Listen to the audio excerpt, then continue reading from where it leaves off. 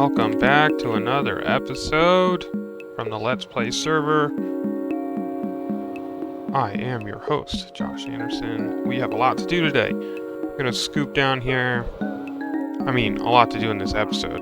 It's going to be definitely more than just one day, but we are swooping down to the iron farm. We are still sitting on loads of iron blocks. And I've just been setting up some things that are going to be running in the background because I spend so much time here, like at the starter village. First of all, if you're new, welcome. This is the starter village. But I spend so much time here that it's often good to have just like little passive farms going here. So this is one of them. This is an ice farm that we've been using for all of our redstone stuff. I'm thinking about making this as big as possible because like anywhere that there's snow, standing water will freeze. So I'm thinking about expanding it this way. As you can see, I've already been wasting a lot of iron just making these iron cauldrons. So that's what I'm going to be doing today as I sort of introduce this episode. So we're going to make tons of buckets. Other things that we got going today: sheep farm. One of our goals this in this world is to use wool to accentuate our redstone build so that you can follow circuits and redstone like functions and things as we build contraptions. So way down there beneath the wheat farm is where we're going to do the wool farm, and I'll show you that, but that'll be in this episode. I've designed it in the creative world where we'll bring it over with our fancy dancy Lightmatica schematics, and we'll put it in this world, get all those materials. But you probably won't see a lot of that because we did a lot of that last episode, and I want to sort of spread it around. So show you a little bit of redstone that went involved with that. We'll get involved with Johnny a little bit, show you his piglin bartering system if you didn't see his episode yet. I'll probably help him get that all built up.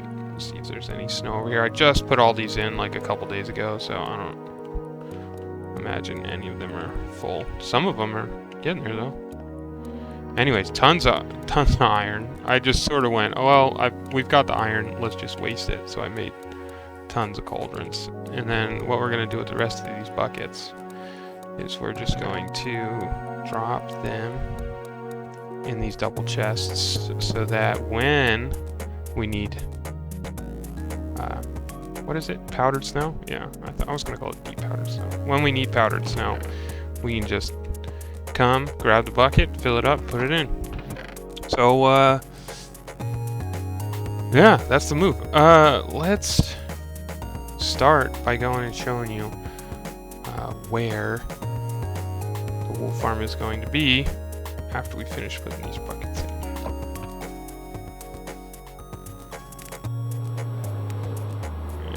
Swoop down here. Oh, a bee. I didn't think we had any natural bees around here. I thought Johnny had taken all of them.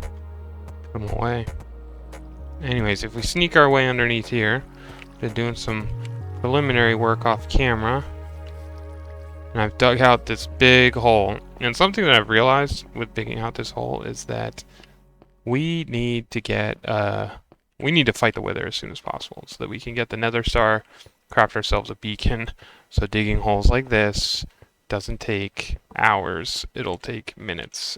Anyways, so the actual wool farm that we're going to inhabit will only be like this portion here, from like this block over to like somewhere in here, and it'll just be one long hallway with a bunch of sheep on either side, and that's like the showy part.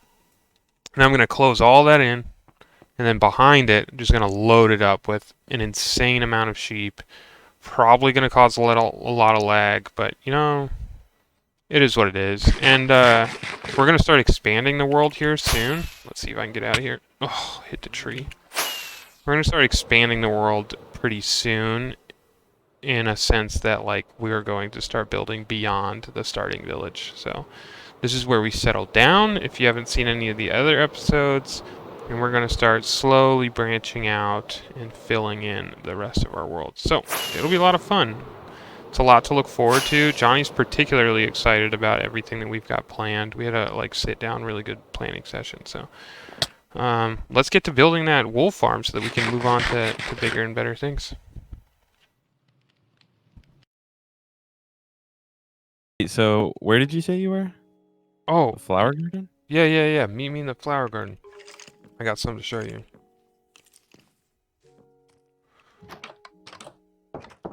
Is it this chest? I don't think this was here before. Yeah, that's new. And then there's one more thing I gotta show you here. Stone hoe. The heck? Where'd Yeah. you just come from? Check this out. There's a stone hoe. Grab your hoe. It could be any hoe. Oh, you got the hoe. Yeah, Nice. yeah. I saw the chest. Alright. So then there's this little piece of dirt here. It won't always be dirt. It could be grass. But go ahead and give it a rake. There you go. You got yourself a door. Uh, Too slow. oh, oh, But oh. the cool thing is Sorry. that it Caught me off guard. resets itself every time. So there you go. In you go. And then there's actually a chest tucked away here. And Oh. just tuck your hoe back in there. And it'll send it back up for when you're ready. And then if you need to leave this way, you can just hit this stone button hidden in here too. It'll pop the door open. Is this your new layer you've been working on? This is my secret lair. A little wet, Oh, a little damp, and quite a the little view. open. Quite the view.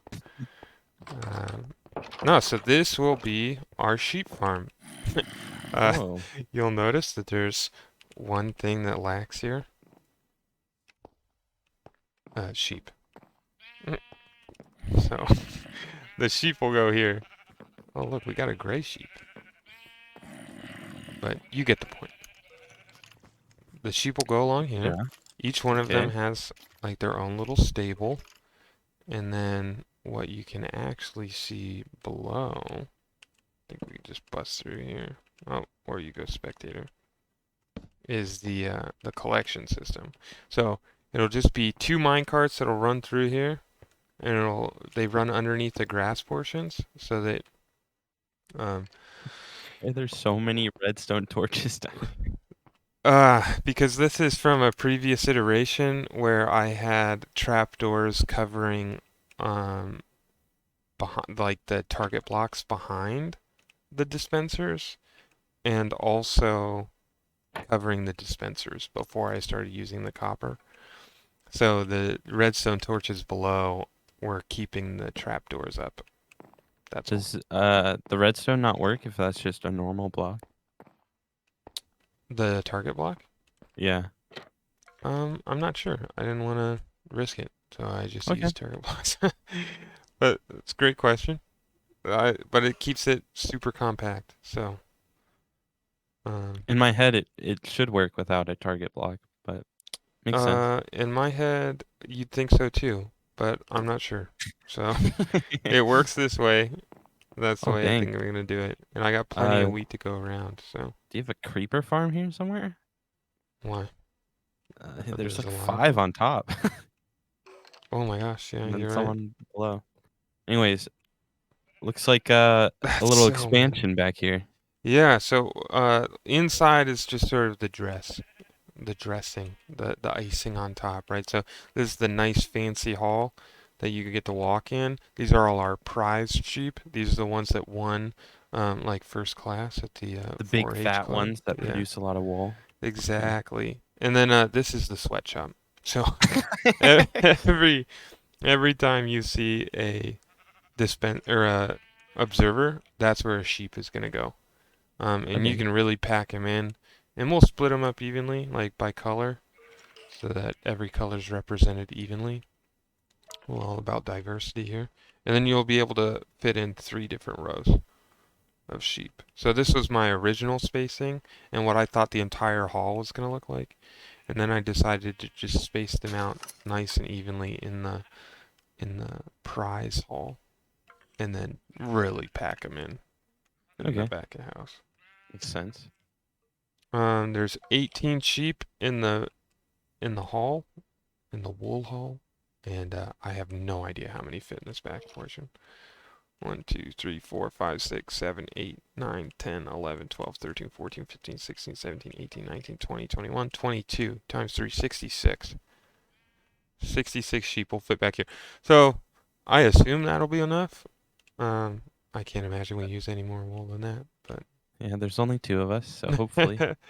hopefully not. But if push comes to shove, we can always expand downwards because we're so high in the world. So I mean, Yeah, it does not look pretty empty down here. forever expanding. Okay. And that's it. All this other junk up here is just for the fancy redstone door that you saw. So all that's left to do is to collect the materials and get started. Okay, I guess we'll hop into that time lapse. Or at least I will. I don't know if you did.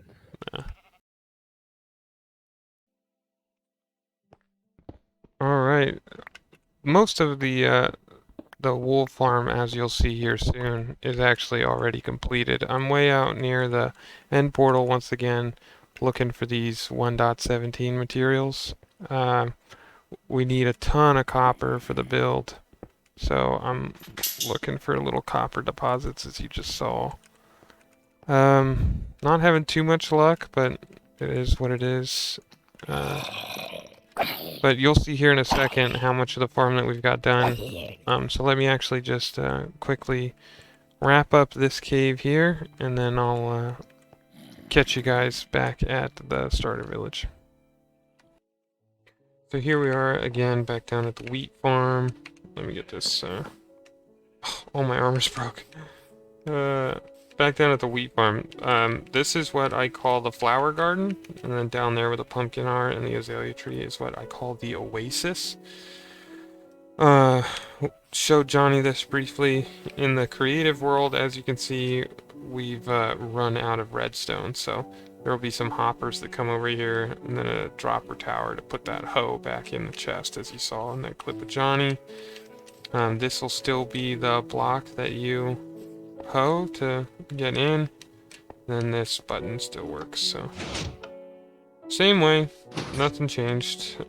Down the hallway, and then into this back portion. So you can already hear the minecarts are running underneath the sheep, but here they all are. So everything's in place.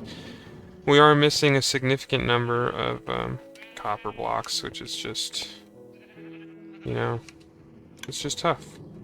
that's all I can say. Maybe I have a crafting bench out here. Yeah, I've already got one out here. So slowly putting in all of the observers as well. We'll go ahead and put these copper blocks down. In case you didn't know this, they have to be 1, 2, 3, 4 blocks away from each other in order to 1, 2, 3, 4 oxidize at the highest rate possible.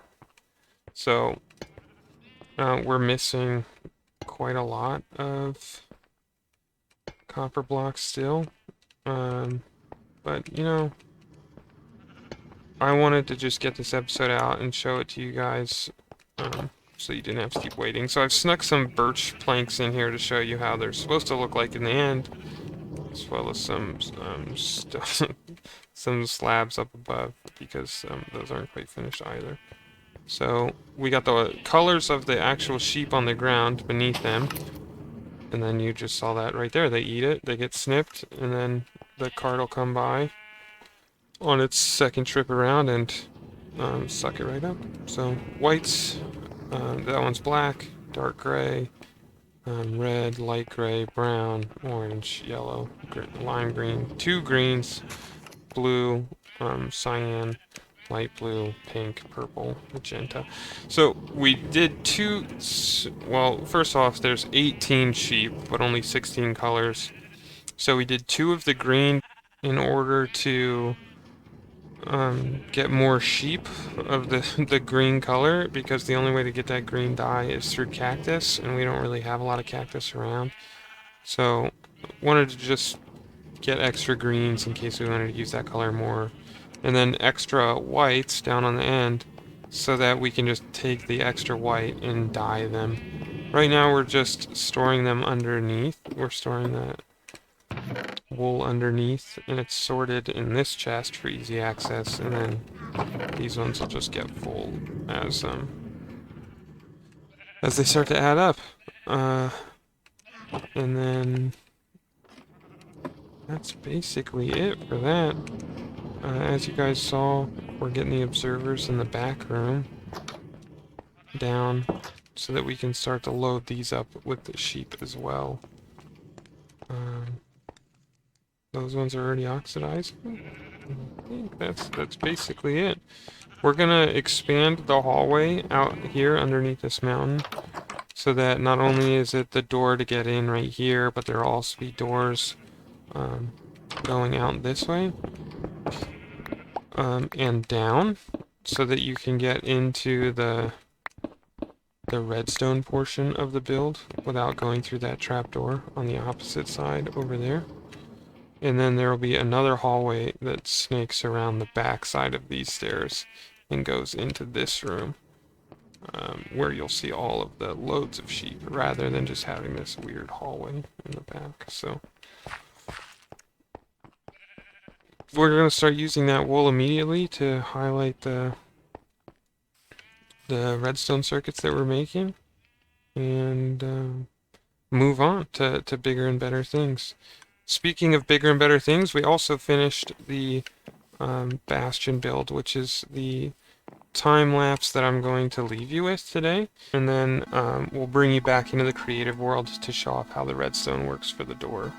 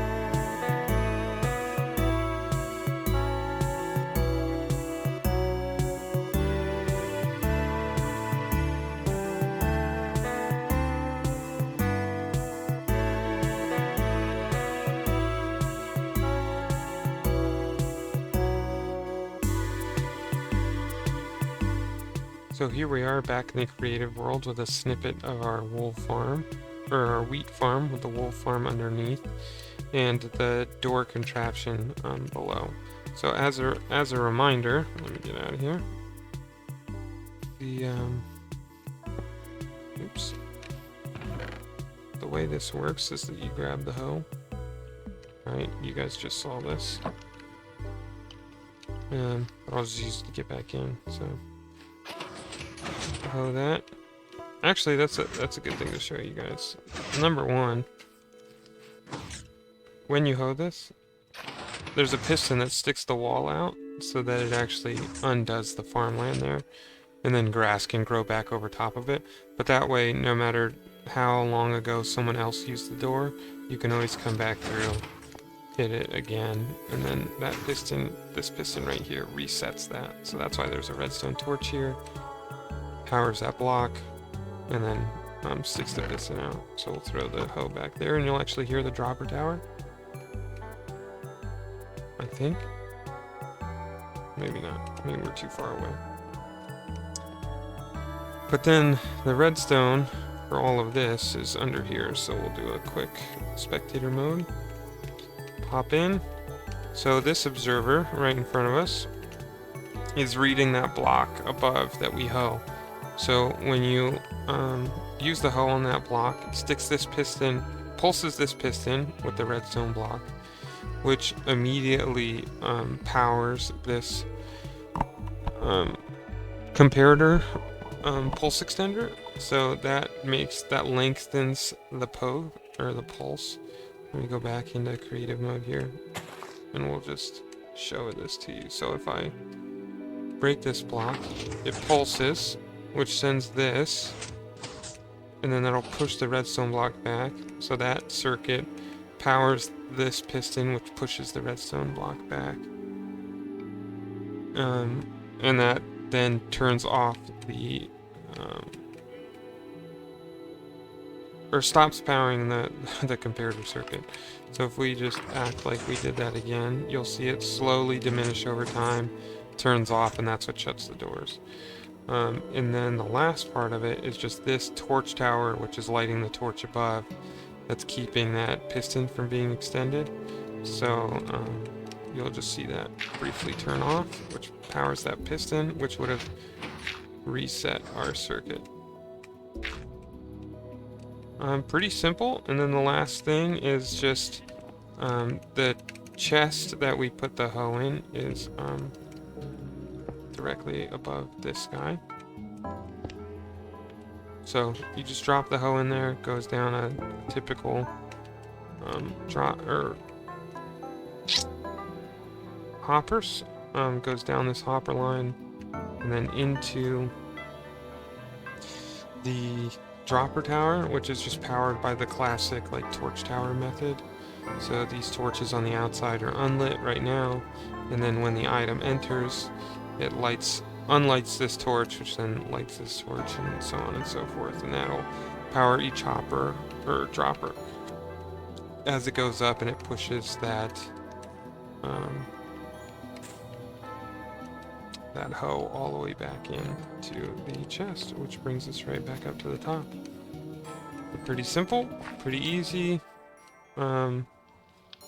nothing too complicated, something that you guys can all use on your own if you want to have a creative way to enter a door for yourself. So with that, thanks for watching. I hope you guys found this insightful, and there is a sneak peek over there as to what comes next week in the library. Make sure you like and subscribe if you haven't already, and we'll catch you in the next one. Thanks, bye.